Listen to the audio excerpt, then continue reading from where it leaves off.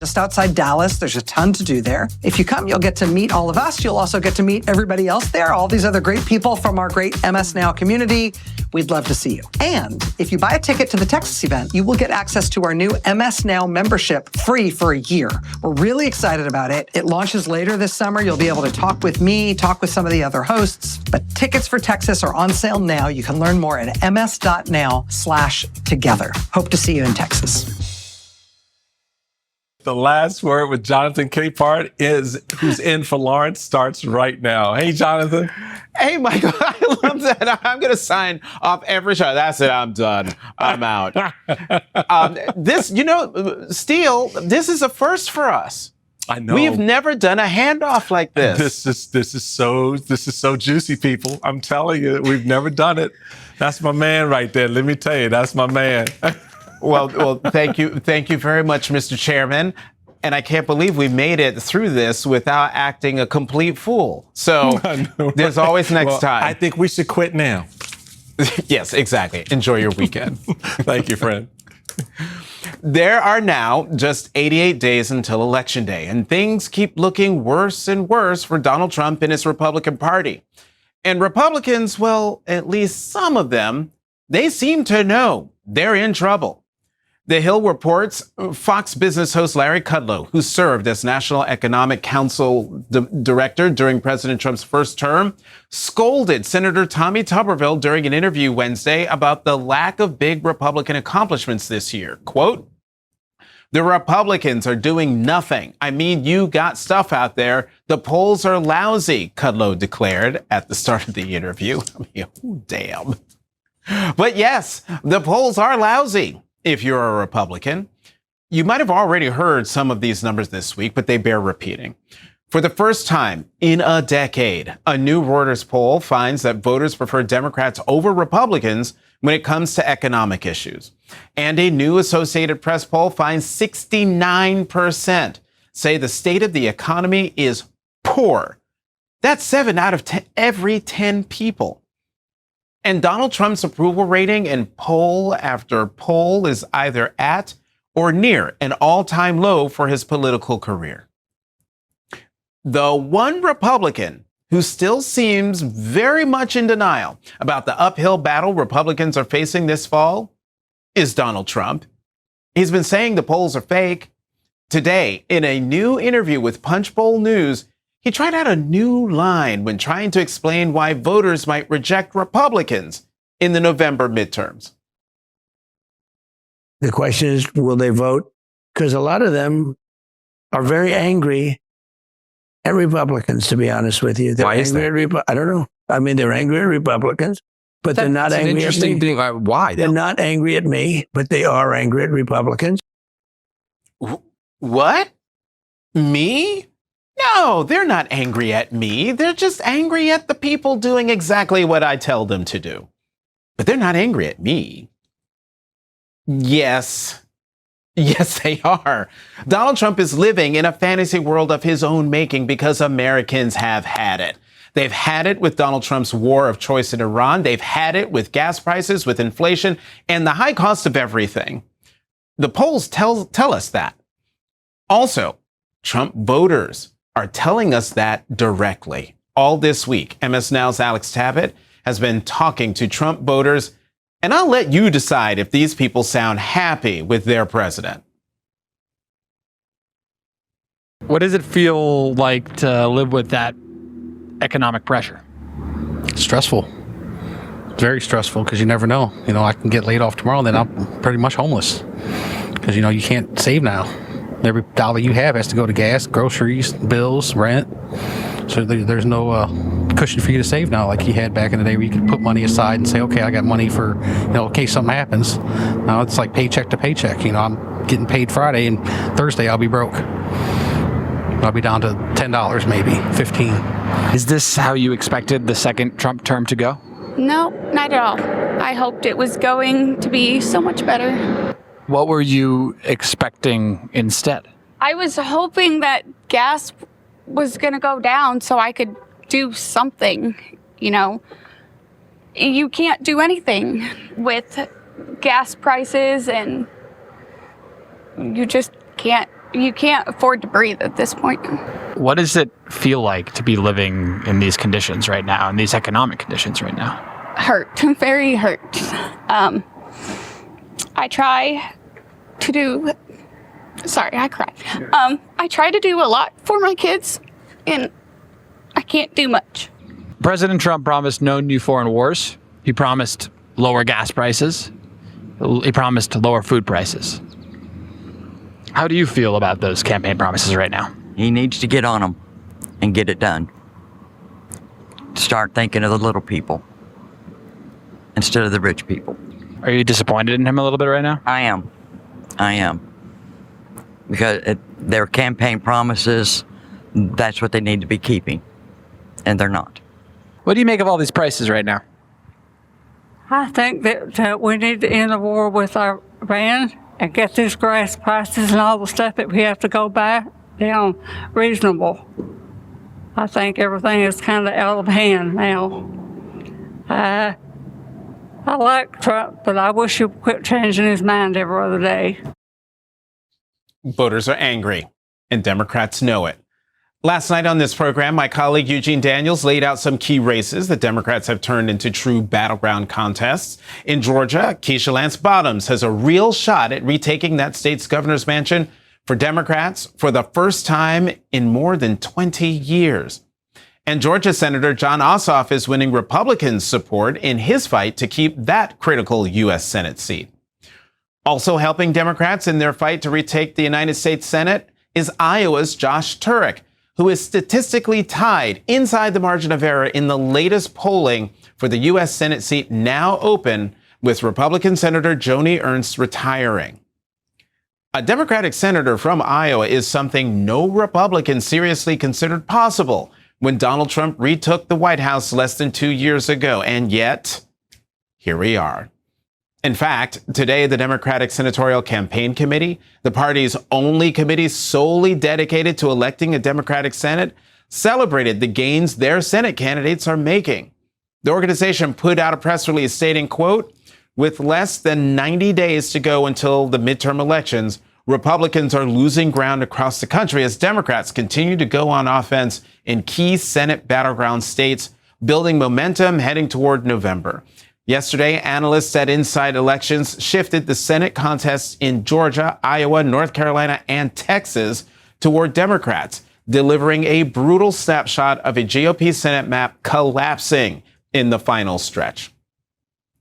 And in Michigan tonight, after a tough primary this week, Democrats showed they remain united rather than divided at a unity event.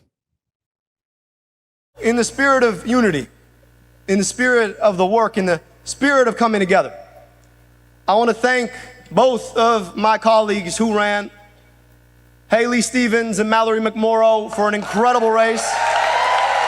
Their incredible public service to the state of Michigan. And I cannot wait to see what both of them will do next. We are so blessed to have that caliber of public servant here in Michigan. But it isn't just the battleground states where Democrats are putting up good candidates and forcing Republicans to answer for the mess their party and its leader in the White House have created. There are candidates out there doing the work, knocking on doors, making their case, and trying to create the next political upset. Because you can't pull off a surprise win if you don't run. Take Tennessee, not a state exactly known for sending a lot of Democrats to Congress these days. That's especially true after Republicans there yet again gerrymandered the state's election map this year, trying to erase every Democratic House seat they can. And something surprising happened last night in Tennessee's newly redrawn 5th congressional district. Republican Congressman Andy Ogles, who was running for re-election with Donald Trump's endorsement, became one of the few incumbents in Tennessee history to ever be defeated in a primary. So now, without an incumbent on the ticket, could a Democrat flip that seat? Leading off our discussion tonight is the Democrat looking to do exactly that. Columbia, Tennessee Mayor Chaz Molder. He is now the Democratic nominee for Tennessee's 5th congressional district. Mr. Mayor, thank you for coming to The Last Word. Let's look at this new gerrymandered map. It's a strange shape. It includes a sliver of Tennessee's entire western border, including part of Memphis, which Republicans sliced into 3 districts. It then curves up and east before going south to include suburbs south of Nashville, including Columbia, where you're now mayor. That's part or all of 17 counties and a lot of different kinds of voters. Mr. Mayor, what's your main message to them, and what are the top issues in this campaign? Well, Jonathan, it's great to be with you. And, you mentioned the gerrymandering, and actually I would call it a dummy mandering. What the legislature did by changing the maps after the deadlines had already passed is create a district that was really well suited for a guy like me. I'm the mayor of my hometown in Columbia, as you mentioned. But you can go to West Tennessee, rural West Tennessee, where my wife's family is from, and we've been married for 20 years now. And you go down to Memphis, which was really the direct target of this gerrymandering. Memphis is a community that I know. I lived in Memphis while in law school. And so in a lot of ways, this district was created for a guy just like me. Trump's chosen candidate in this campaign, Congressman Andy Ogles, lost his primary to the man who is now your opponent, Charlie Hatcher, the state's former agriculture commissioner and a dairy farmer. Hatcher made a point to say he supports Donald Trump despite not getting his endorsement. How much of a factor is Donald Trump going to be in this campaign? Well, the reality is Andy Ogles was defeated last night because voters wanted something different. Andy Ogles' policies were on the ballot last night, the policies that he supported, and he was defeated. The reality also is my opponent supports those same policies that Andy Ogles supported, and that includes policies that are driving costs. It's heartbreaking to hear the stories that you featured earlier tonight. I'm seeing and hearing those on a daily basis, Jonathan. We set off on a 17-county tour today on the heels of last night's primary win, and we're hearing those stories daily. I just spoke with a farmer here in Dresden, Tennessee, where I am tonight, where we ended our day, who is struggling and who said to me that he doesn't want a government handout. He just wants to be able to charge reasonable and fair prices to the consumer. So we're hearing that daily. We know people are hurting, and our message is we're here to help and be an adult in the room on important conversations. As a mayor, I've had a front row seat to the issues that matter, and those are the issues. As we're sitting around the kitchen table tonight, we're talking about kitchen table issues, and that's really resonating with the voters out in this newly gerrymandered 5th congressional district.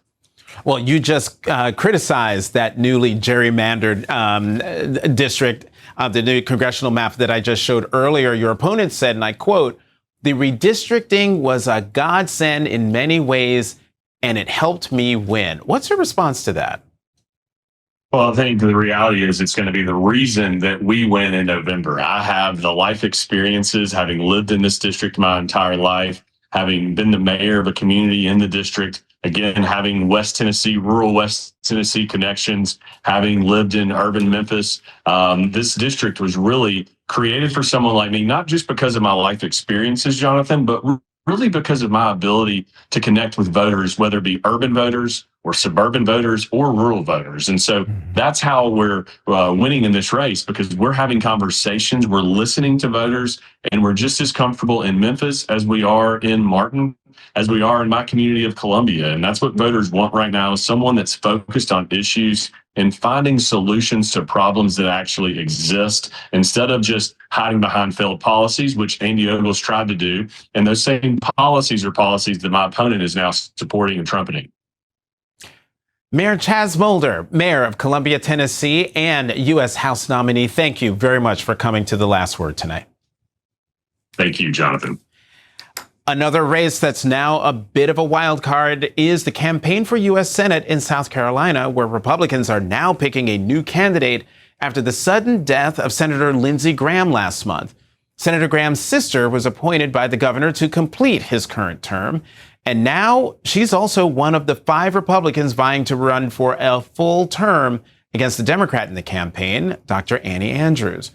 After Senator Graham's passing, Dr. Andrews paid tribute to his years of service in a video released to social media. In that video, she also told voters this. Now, it's no secret that Senator Graham and I didn't agree on much, but we did agree that when you love your country, you raise your hand to serve. And we both believed in the greatness of South Carolina. Senator Graham was a fighter. No one can dispute that. But here's what I want you to know about me. I'm a fighter too. My fight is for you and your family. It's for my 3 kids. My fight is South Carolina's fight. And even though we may not always agree, I will always show up and fight for you. So as we move forward, no matter your party, let's remember that there is far more that unites us than divides us, and that life is bigger than politics. Let's commit to building a better South Carolina together. Joining us now is Dr. Annie Andrews, the Democratic nominee for the United States Senate in South Carolina. Dr. Andrews, thank you for being here. What is the main issue you're hearing about from voters in the Palmetto State? Just like everywhere across this country, I'm hearing about this cost of living emergency and this impending healthcare crisis with the Medicaid budget cuts that are right around the corner in the new year. All of the families I cared for in my 20 years of working in children's hospitals are struggling now more than ever to put food on the table, to keep the lights on at the end of the month, to find affordable childcare. And now we're on the precipice of this real healthcare crisis with these Medicaid budget cuts that are going to devastate access to so many people here in South Carolina. After the Republicans held a debate this week, you released a statement that read in part, quote, "Tonight, South Carolinians heard a stage full of extreme career politicians trip over themselves to prove who would go furthest in doubling down on reckless wars, higher prices, and a Washington agenda that is failing families across our state. While they fight among themselves for Donald Trump's approval, I'm fighting for the people of South Carolina, and I'm ready to defeat whichever candidate emerges from this race." Dr. Andrews, it sounds like you don't see much of a difference between any of your potential opponents. I really don't. No matter who my opponent becomes, which we probably won't find out until August 25th, it's just going to be the next face in a line of failed Washington politicians who are offering nothing new. What I heard on that debate stage was 5 candidates who pledged their allegiance to Donald Trump and offered slogans, but no solutions. And I am a pragmatic person. I come from a different profession. I'm a pediatrician who takes care of sick and injured children. When I see a problem in front of me, I roll up my sleeves and I fix it. And that's the exact attitude I will bring with me and the work ethic I will bring with me to Washington, D.C. And that's what voters all across this country, including here in South Carolina, are so hungry for. Now, Dr. Andrews, you well know that yours is another campaign that Washington insiders are writing off as an easy win for Republicans. What do you say to that? Well, I'm way more concerned about what the voters on the ground here in South Carolina are saying. This is a totally different political environment than the last time this Senate seat was on the ballot. And what's more, we've demonstrated extreme crossover support, and we have an environment that is very favorable to Democrats. And for all of those reasons, my job right now is to talk to the general electorate about my plan to solve the problems South Carolinians are facing. My plan to lower gas prices by getting out of this war with Iran. My plan to fix our broken healthcare system by shifting from this profit-motivated healthcare system to a patient-centered healthcare system, stopping the impending Medicaid budget cuts, fully funding the CDC and the NIH, and doing everything I can to impeach and remove RFK Jr., and then rooting out the corruption that is degrading American democracy. So I am working on turning out Democrats, winning over independents, and giving Republicans permission to vote for a pediatrician instead of just another politician on November 3rd. Dr. Annie Andrews, candidate for the U.S. Senate in South Carolina, thank you very much for joining us tonight. Thank you. Coming up, Donald Trump lost in federal court today on his ballroom again. And I dare you not to laugh out loud at what one famous Democrat said about Donald Trump's dictator chic design choices. That's next.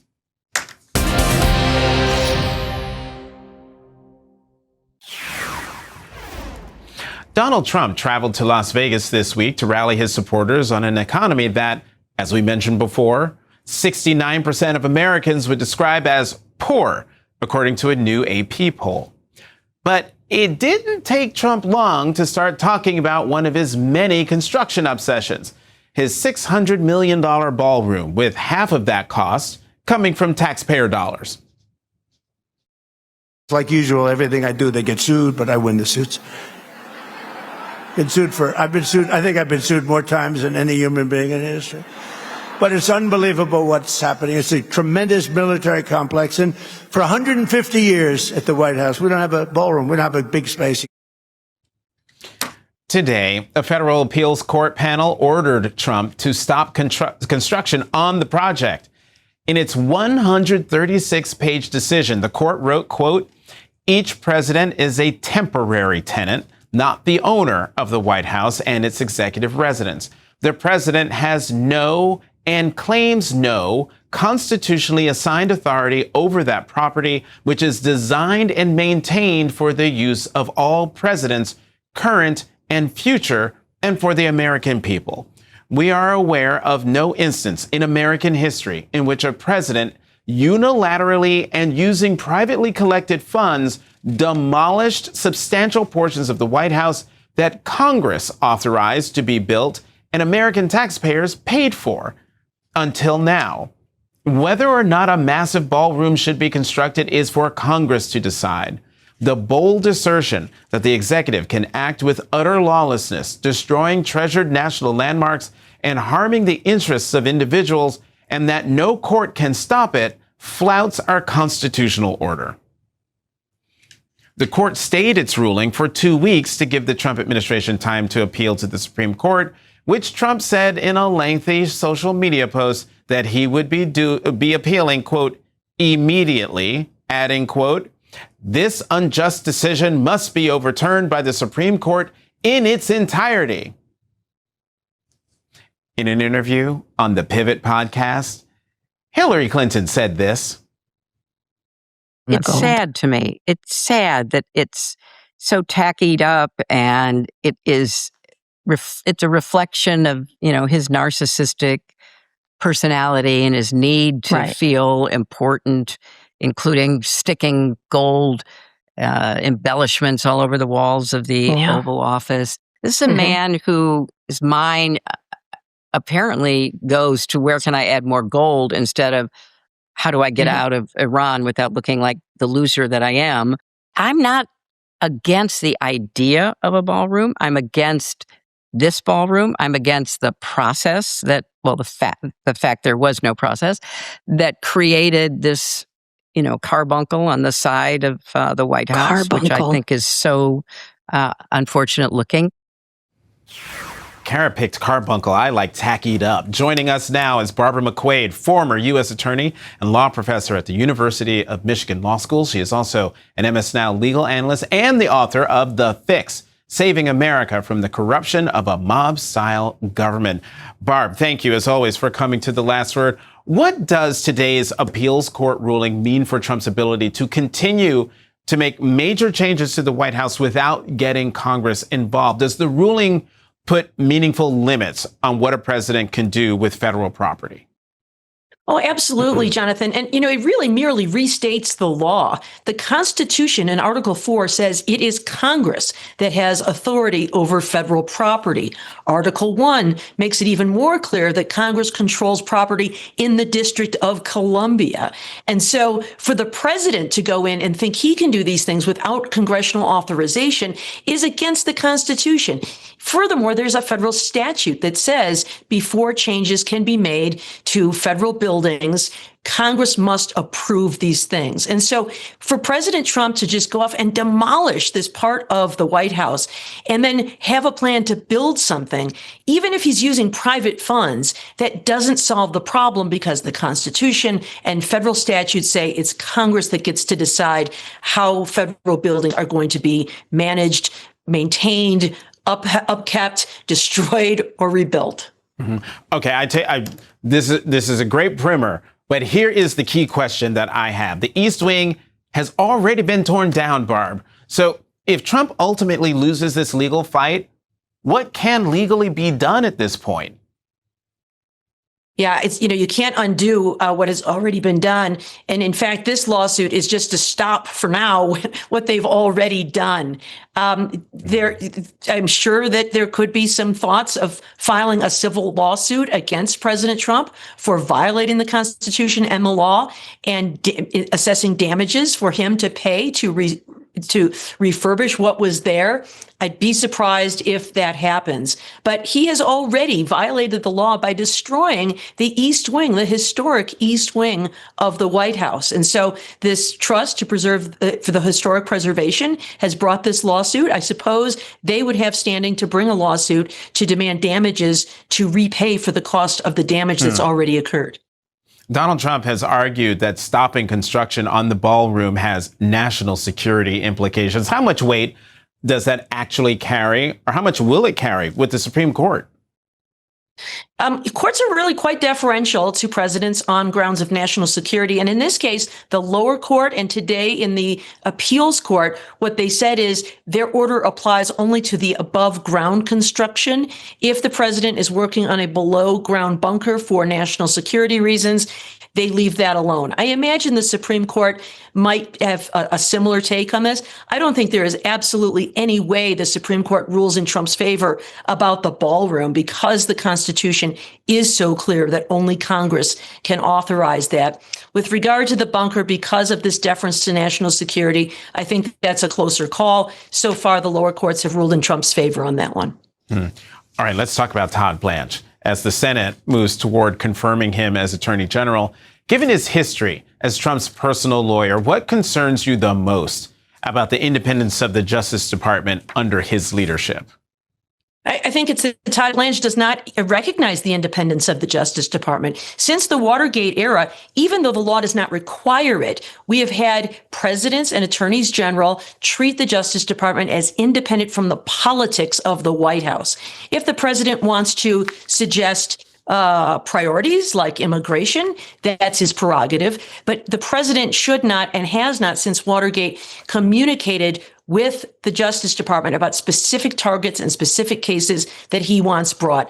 Not only has Todd Blanche accepted these suggestions, these demands from Donald Trump, he has said out loud that the president has the duty to run the Justice Department because he is vested with the executive power. But what Todd Blanche ignores, and I'm sure he knows better, is that the president must take care that the laws be faithfully executed. That means getting politics out of it and deciding cases based on fact and law. And Todd Blanche has made it quite clear that he is not going to do that. That concerns me very much. Barbara McQuade, as always, thank you for joining us tonight. Thanks, Jonathan. Coming up, J.D. Vance wants to investigate fraud. Here's one for him. Quote, Doge was a colossal failure built on fraudulent claims. That's what a new government report shows, according to Oversight Committee member Congressman James Walkinshaw. And now he wants to subpoena Elon Musk. Congressman Walkinshaw joins us next.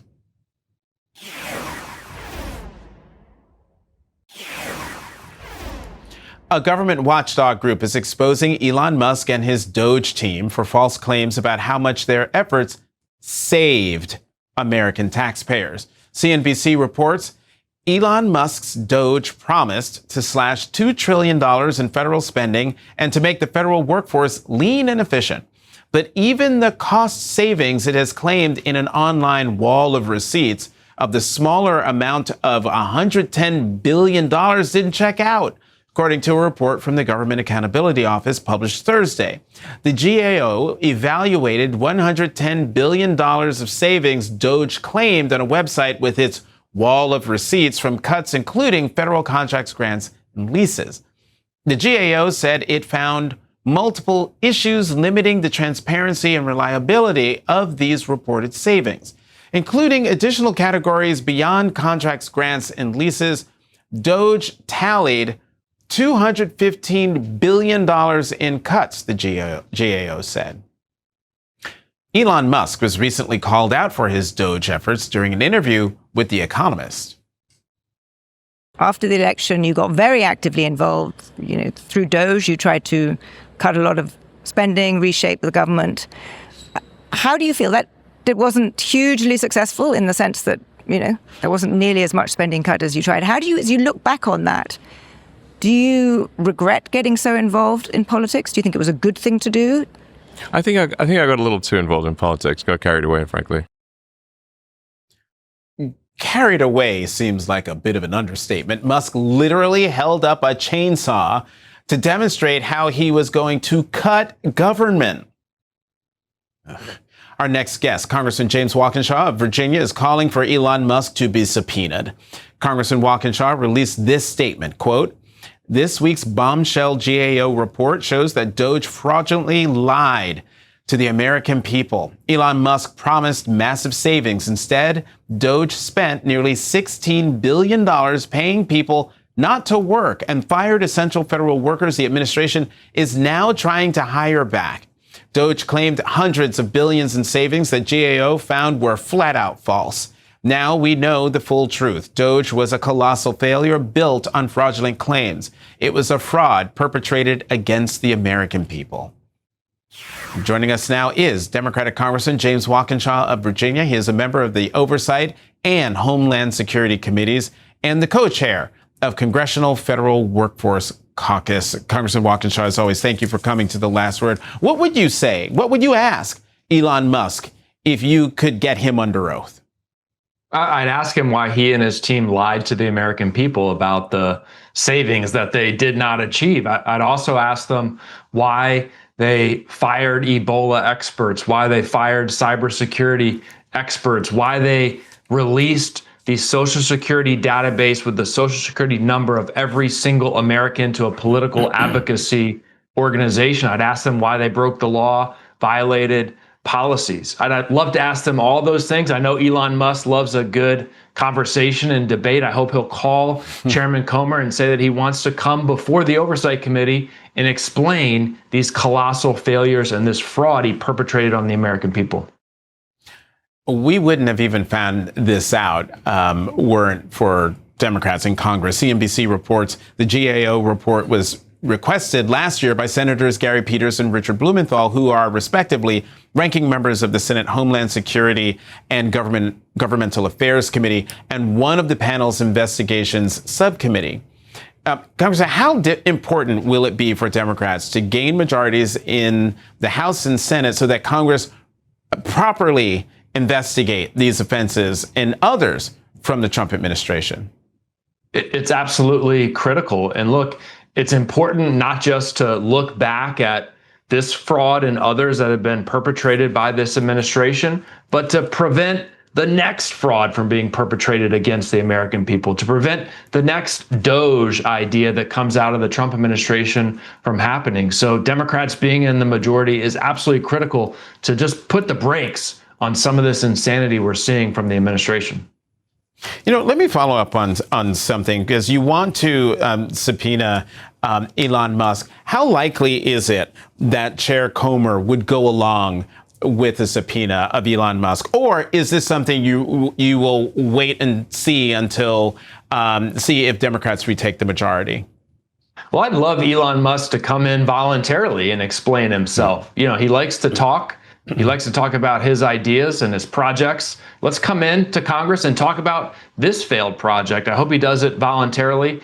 I don't think Chairman Comer has the guts to subpoena Elon Musk. If he doesn't, it's something that we'll do next year if Democrats are in the majority. I certainly am not going to let this go. Doge did incredible damage to my constituents who are federal workers, but just as importantly to the American people who rely on the services that those federal workers provide. Doge paid federal workers $16 billion not to work. They wanted to go to work and serve the American people. Doge paid them not to work. They threw $16 billion down the toilet, a colossal waste of taxpayer dollars. Let me get you on one more thing. There seems to be a lot of confusion about what's going on with that used Qatari jet given to Donald Trump, that the taxpayers could pay, all told, possibly $1 billion to outfit for the presidency. What answers do you want about that situation? Well, A, how much have the taxpayers paid already? And we need a firm commitment from Donald Trump and his administration that when he leaves the White House, and he will leave the White House, that airplane belongs to the United States taxpayers. They paid to renovate it. They paid to retrofit it. In my view, what should happen when Donald Trump leaves the White House is we should sell the airplane and give that money back to the taxpayers. But absolutely, under no circumstances should it go to Donald Trump or his presidential library. That would validate what I think is already the correct legal claim that receiving the airplane was a violation of the Emoluments Clause. If it goes with Donald Trump when he leaves the White House, clearly it was a gift. I think that's one of the reasons you're now seeing these statements coming out of the White House like, well, maybe it won't go to the library. They're starting to get concerned about the legal ramifications of announcing that before he leaves the White House. Mm-hmm. And I'd just like to point out that this Qatari jet is used. Congressman James Walkinshaw, That's right. Thanks for joining us tonight. Thanks, Jonathan.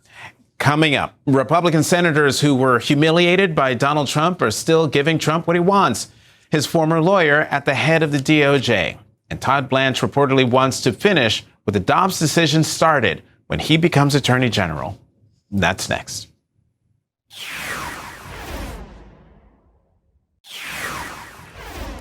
Today, in a surprise to no one, outgoing Senator Bill Cassidy said he will support Donald Trump's ex-criminal defense attorney for confirmation as the United States Attorney General. Donald Trump helped stoke a revenge primary against Bill Cassidy in Louisiana, just like he did against John Cornyn in Texas. Despite that, those losing Republican senators are still doing Donald Trump's bidding, even as he shows them the door. So Todd Blanche will be the next United States Attorney General. And also, in a surprise to no one, it seems Todd Blanche has not been entirely upfront about what he plans to do once confirmed. Todd Blanche wants to finish what Dobbs started. That's the headline of The Nation. The report says, quote, in a private call before his confirmation vote, the AG said Trump officials are working to make the decision ending the national right to abortion permanent in every single state. On a July 30th conference call hosted by the White House Faith Office, not meant for public ears, though the audio later surfaced on YouTube, the acting attorney general told religious leaders that the administration is working to ensure that the Dobbs decision, quote, becomes permanent in every single state. He acknowledged that, quote, we don't have complete victory yet, but promised the faithful, quote, victory will be soon and it will be permanent.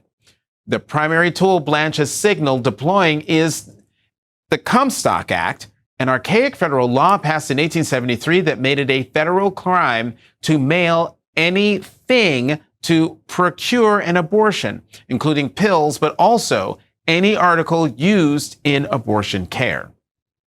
A spokesperson told the Nation that Blanche's comments about making Dobbs permanent in every state were, quote, mischaracterized and concerned only mail-order abortion drugs.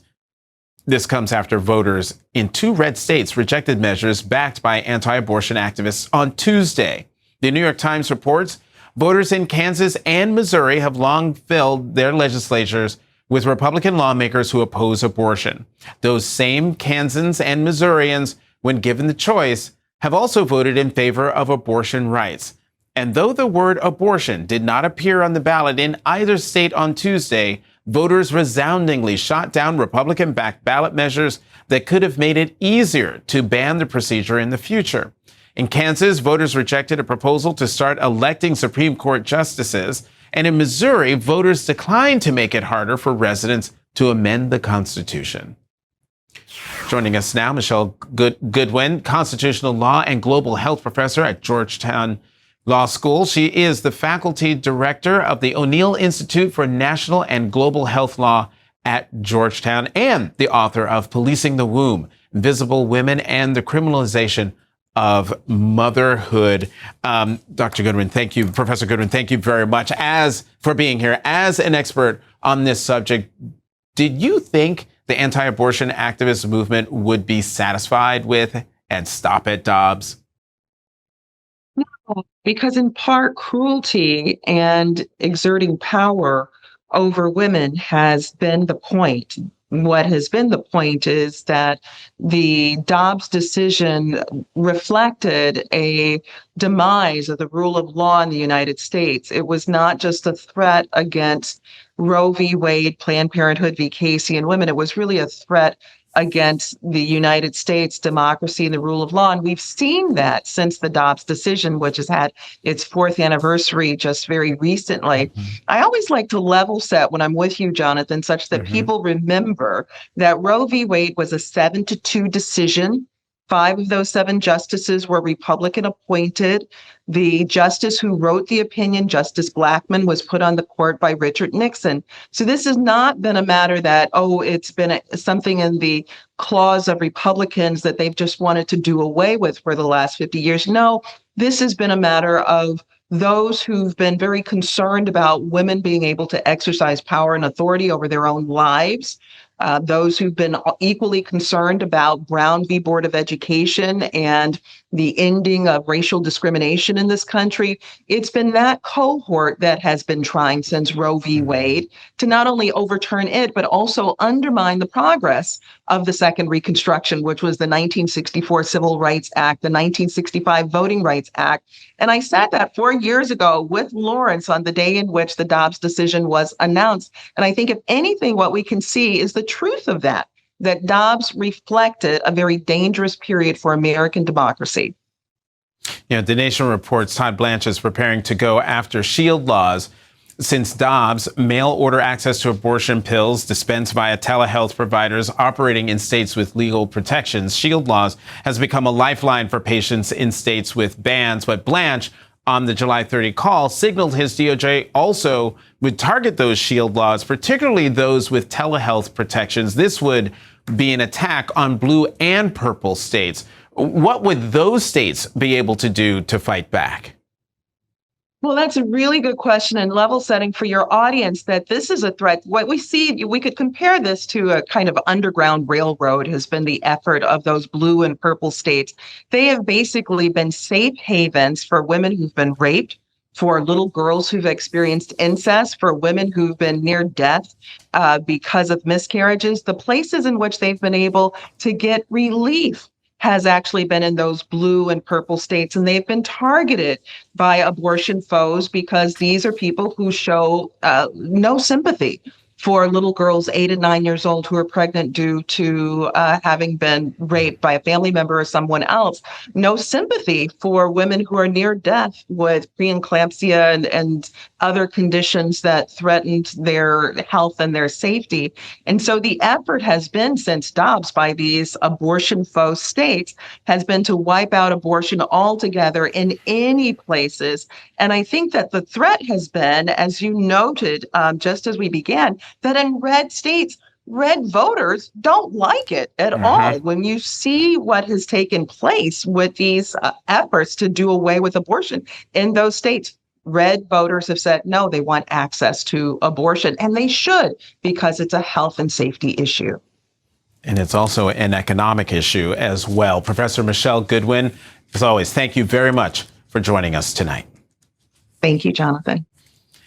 And we'll be right back. That is tonight's Last Word.